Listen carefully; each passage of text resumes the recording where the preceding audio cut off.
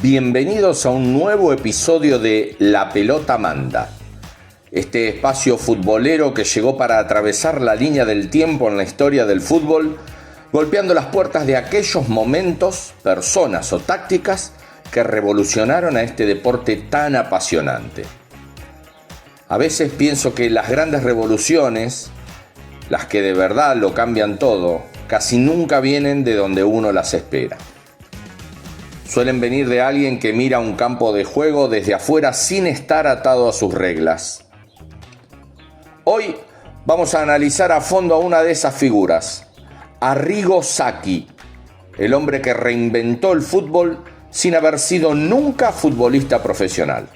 Por eso este segundo episodio lo llamaremos De la horma al pizarrón.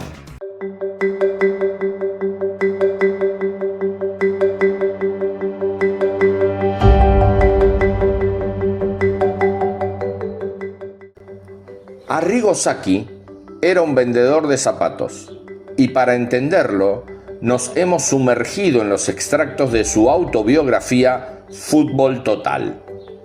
La misión acá es desentrañar cómo este hombre de un pueblo pequeño llegó a dirigir para muchos uno de los mejores equipos de la historia. Y es que su historia es un caso de estudio fascinante que trasciende el deporte.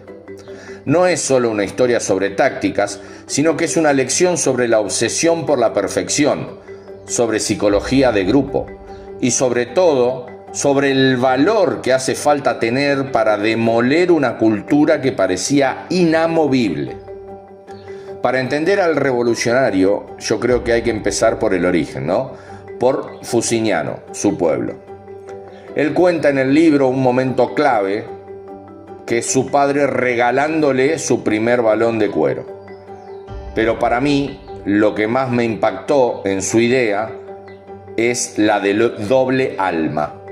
Él dice que heredó dos corrientes opuestas. Por un lado, el alma lombarda de su padre, trabajo duro, sacrificio, disciplina, casi industrial.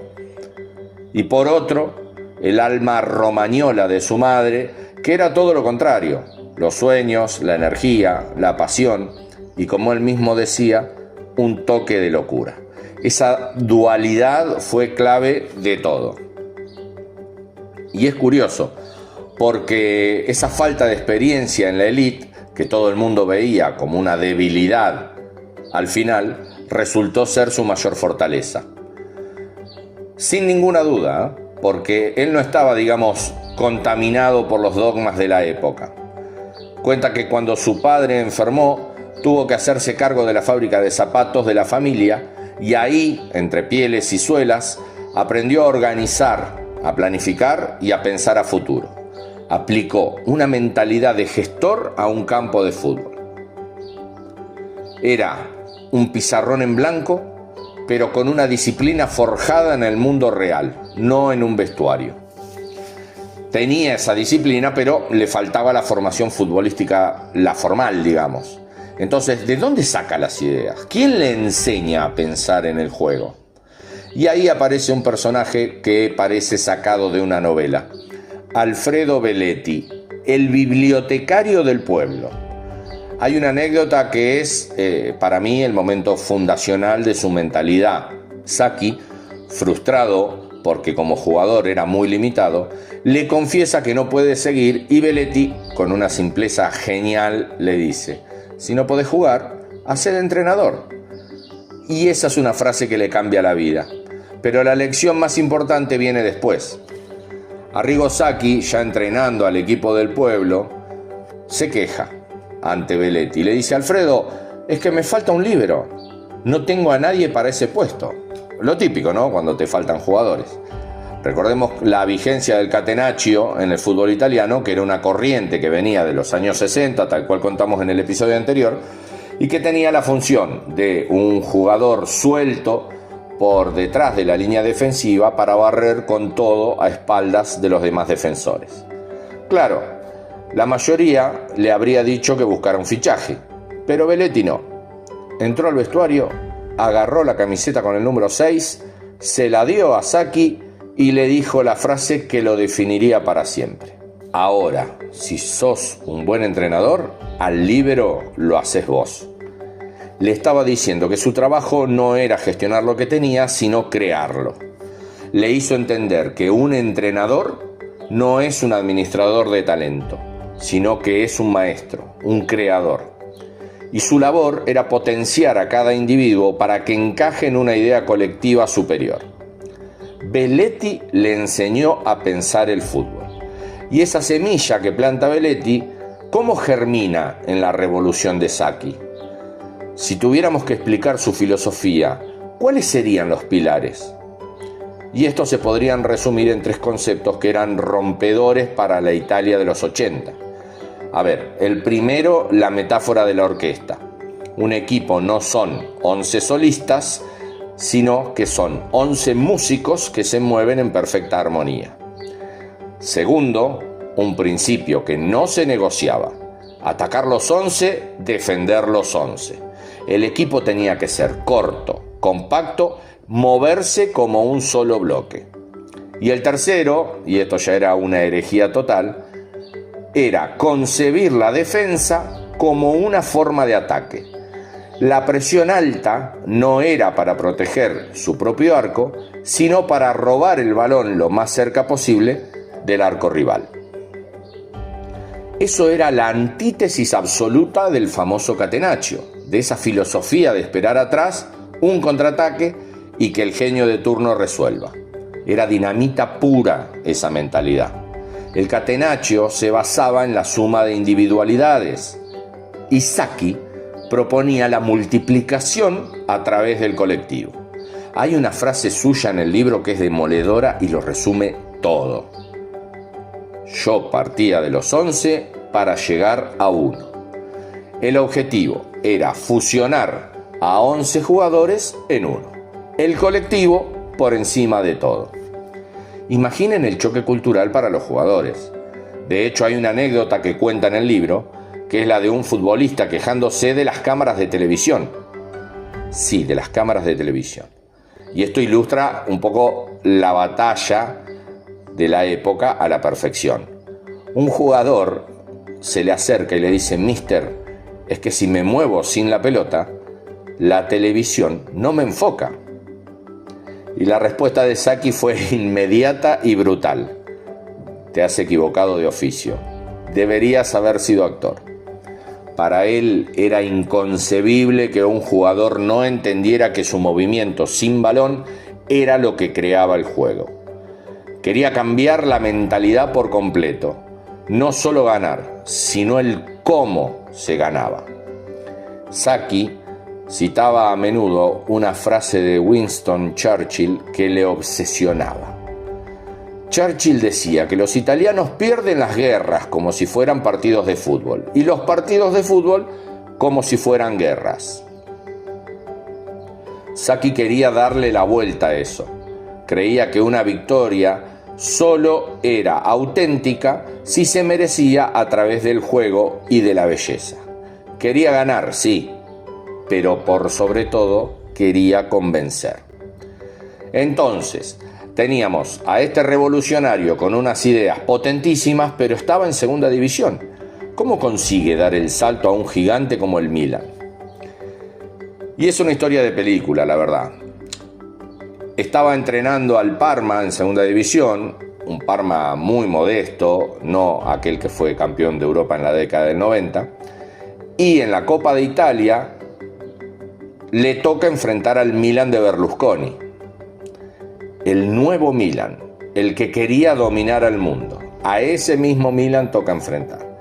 Y contra todo pronóstico, el Parma de Sacchi no solo le gana, sino que lo elimina, y al año siguiente se vuelven a enfrentar y le vuelve a ganar 2 veces. Y eso ya no era casualidad. Berlusconi, en lugar de enojarse, se obsesiona y dice: ¿quién es este tipo que con un equipo de segunda me ha dado una paliza táctica 2 veces? Y lo convoca a su villa de Arcore. Y el mismo Sacchi cuenta que hablaron de fútbol desde las 8 de la noche hasta las 2 de la madrugada.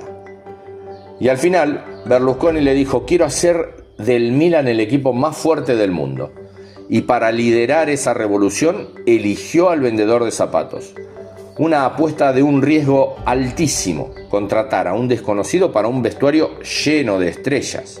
Imaginen que los inicios no fueron un camino de rosas. Para nada. Fue un calvario.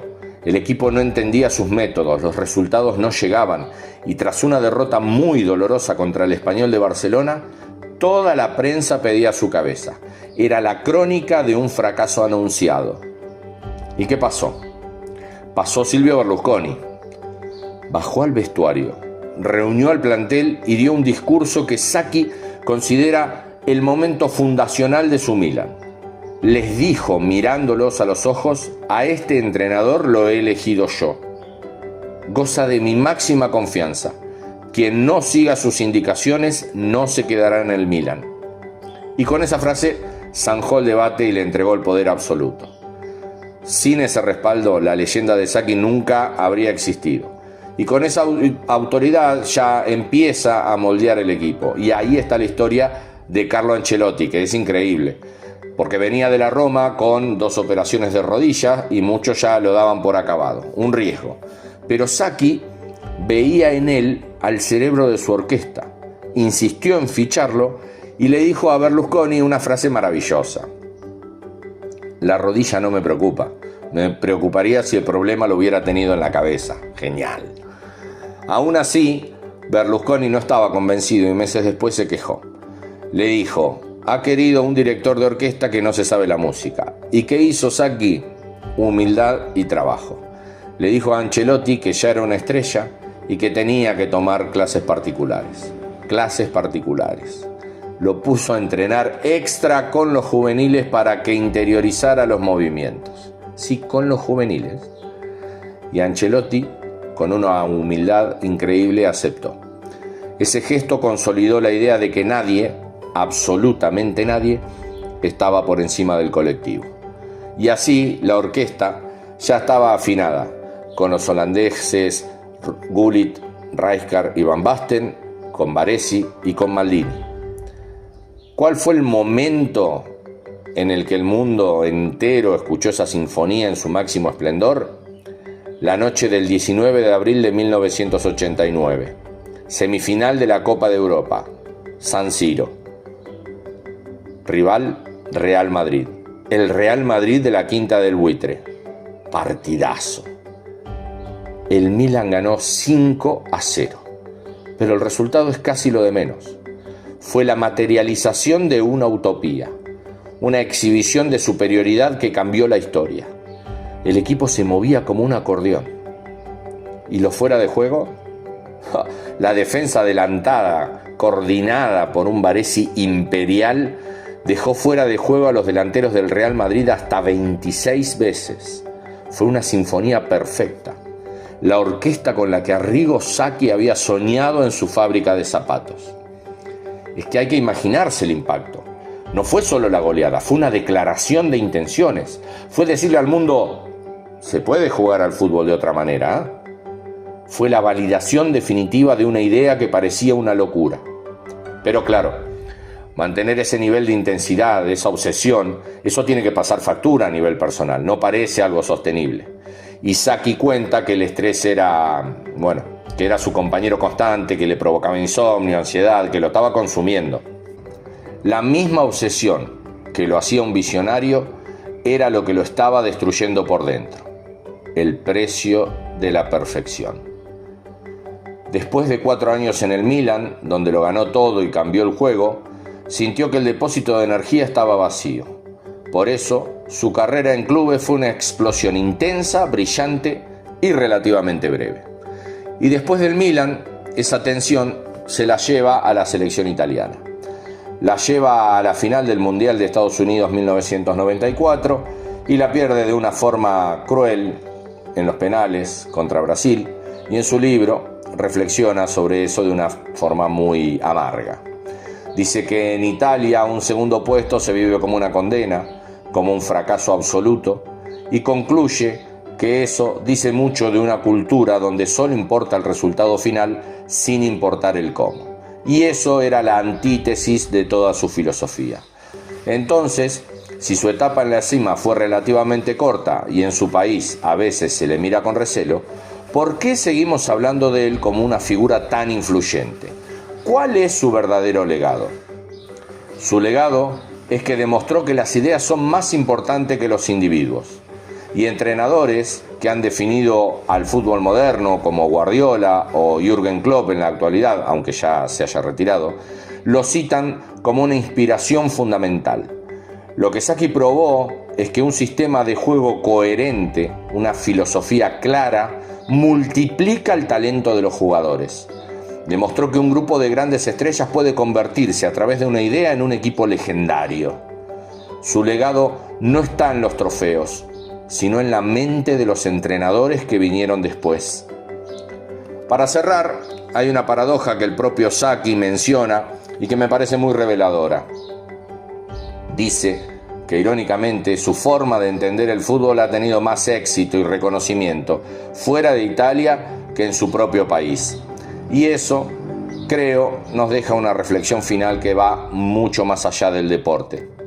La historia de Arrigo Sacchi nos obliga a preguntarnos qué es más importante en cualquier disciplina. ¿Es el resultado final, la victoria a toda costa? ¿O es el mérito, la belleza del proceso, el haber cambiado para siempre las reglas del juego? La respuesta a esa pregunta quizás es lo que diferencia a un simple ganador de una auténtica leyenda.